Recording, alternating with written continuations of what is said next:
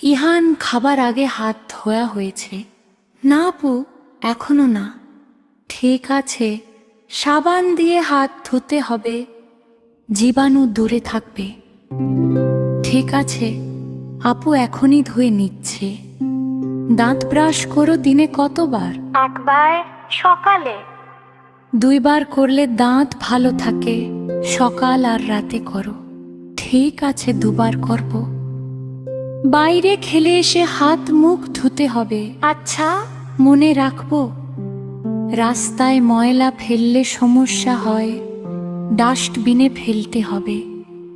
আমি আর এদিক সেদিক ফেলবো না। ভালো, এগুলোই পরিচ্ছন্ন থাকার অভ্যাস। আমি চেষ্টা।